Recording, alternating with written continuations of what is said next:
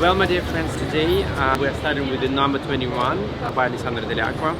It's an amazing brand, and I know Alessandro for like more than 10 years. So I always excited about the show, and my team was already working on the backstage, and now we're gonna join and see beautiful collection. And the next stop is gonna be ETRO. Let's go, guys. Anna. Sì, what? What do you want there? Yeah. Anna is my mentor, guys, and I really like. How long did Alessandro Dell'Acqua?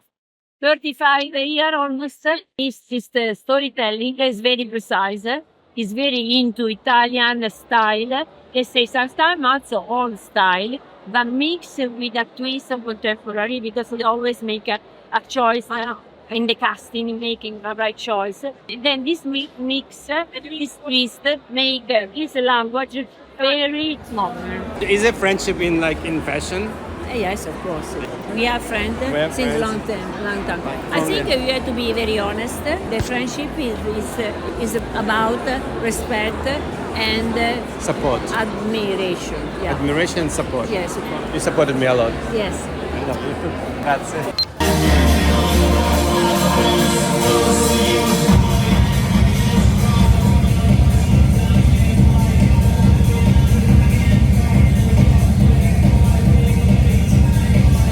Where from? From Germany and Hamburg.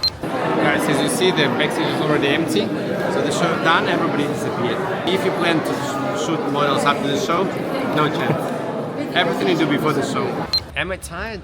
Honestly, yes. Now I'm tired. It was a hard day. It's a lot of work. You need to control everything. Your team, be on time, looking good, have a lot of communications and stuff. But I love my job.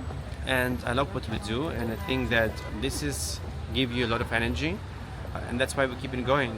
And yeah, of course, like everybody of us, they can be stressed, they can be tired, but at the end of the day, I think we deliver beautiful content, and we influence in the industry. I think that it's great that we're doing this vlog, because you can see ups and downs, you can see the plus and minuses of what we do, and how is the industry actually functioning.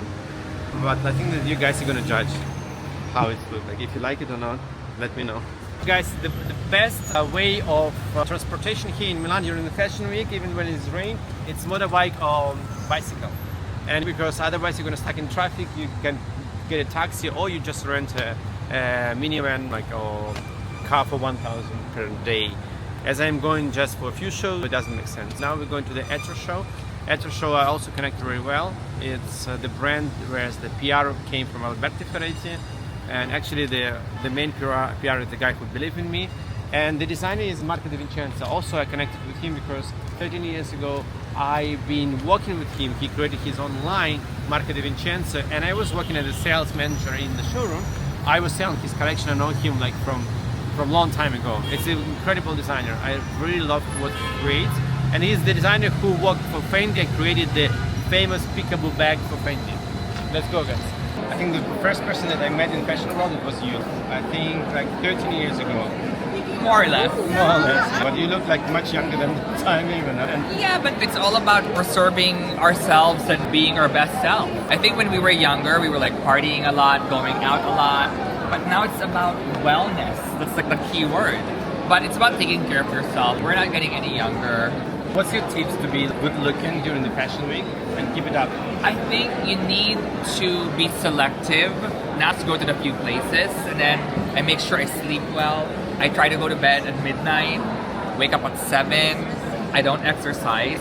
I eat well. I minimize drinking. The industry changed a lot during this last 15 years. The digital world and influencers, you see a lot of new faces and everything. What's the main changes you notice? I think every 3, 4, 5 years is always a shift. You know what I mean? Especially now, the biggest change will probably have to be back. It's kind of like the new influencers now are little kind of like reporters. They're almost similar to when we were blogging at the time. It's less about this is my outfit, but more about telling a story and telling a narrative and sharing opinion.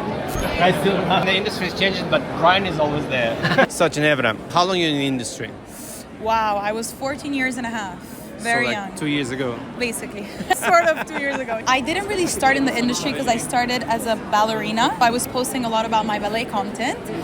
But I feel like it depends which country you want to work in terms of fashion. It's not complicated. It's just you need to know what you're doing and you need to have everything planned. You need to have a good objective and strategy to reach your goal. You posting a lot of on TikTok. Yeah, You're posting a I lot have of, like, fun on TikTok. Your generation Z compared to the millennials. What's the shift from millennials to the Gen Z? What do you recommend to the people to get well known and to get engaged in content? Don't get me wrong, but I feel like the more personal you get with your community, of course you have to keep your privacy because everybody has privacy, but disclaimer, but the more you get personal with your followers and the more you show your life and also problems, not always the good things about life, the more your community, let's say, becomes close to you. It's more authentic storytelling content. The more authentic it is, the better. But is it for you struggle to do all the time the content, or you consider it as a job? I feel like I shouldn't say this, but not authentic. I don't publish a lot about my personal life just because I've always been like that. I'm more of like a fashion girl, so I prefer showing more about my fashion than my actual personal life. But it also depends what kind of content creator you are. What's the main struggles for you in the fashion world? First of all, it's the content production, both organic and collaborations, because there's a lot of work to do behind it. Which is good. Which is good, of course, but it's quite important to follow and keep up. Then we have the organization, the traveling, and the planning and everything is also very, very intense. But what else? But these are the most, let's say, chaotic parts of the job, because for the rest, it is an amazing job. You meet amazing people, you get to work with amazing people all the time. It's the best. I get tired. A lot. But if there's passion in what you do, your tiredness, let's say, gets in second place. Who you want to be now? Ooh. Everybody's going to say, I wanted to be a teacher, I wanted to be a dancer. I'm not. I'm sorry. I grew up with 2 entrepreneur parents. Since I was a kid, I always bossed around being like, I don't want to have a boss when I grow up. I want to be my own boss. I've always wanted to do something on my own, and it hasn't changed. Maybe it shifted a little bit in the, let's say, the sector, but I still want to be my own boss, and I want to open up my own company very soon. Beauty company? Maybe. You want to be a businesswoman? I want to be a businesswoman. And want to retire from fashion and go to just for specific events? Yeah, I still want to keep up with the influencing because I really enjoy it and I really have fun. But I want to do something of my own. Thank you. It was amazing. Of course. How long are you in this industry? More than 10 years. When I was 17 years old, I started to post on Chinese social media. Now I'm about 15 years already. Wow, you look young. Thank you so much. What was the breaking point when you became well known? Because my blog is called Mr. Bags. I know. I talk about bags. And, Chinese people start to love bags more and more.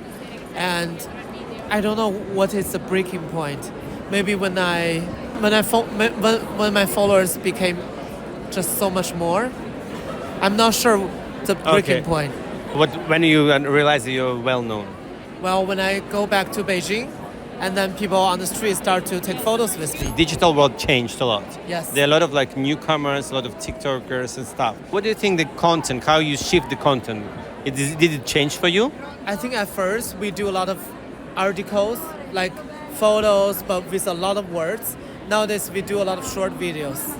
But with the storytelling or just visual? I think it's very, for mine, it's very editorial. Editorial. I just basically make those articles into videos. But you still specialize on the bags? Still very specialized in bags. Can you tell me the top 3 bags that you think is in trend now? Right now? For you? Well, we're now at ETRO. Okay, Yes. ETRO is first. Yeah. Then?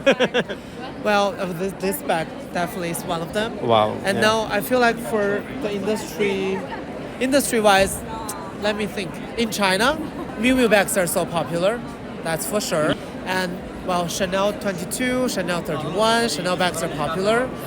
Dior Toujours, the big, large bag. And if talking about kind of more Loewe, different designers, and more conceptual designers. Loewe is very popular. Yeah. Loewe flamenco is very popular in China. Guys, we're with Declan. He became already, he's first of all expert in Asian market. You used to be the buyer from the beginning. You're always a stylist. I was a stylist. He was always a stylist. Now he's a celebrity. He is a big influencer. He invited for all the shows. He traveled all over the world. He has a strong social media, and I think he's one of the most stylish guys that I ever met. Declan, can you tell me, what was the breaking point when you get to the industry? How you became well known? I became friend with Brian. Yes, Brian, speaking of the devil. Of the mama. Of the mama.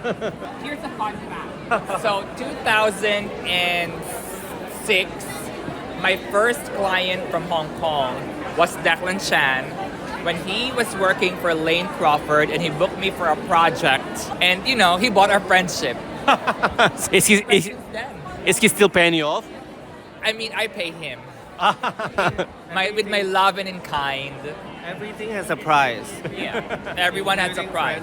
What do you think the main changes now? There are a lot of new talents, a lot of people with different personality or opinion. I always discover someone new every season.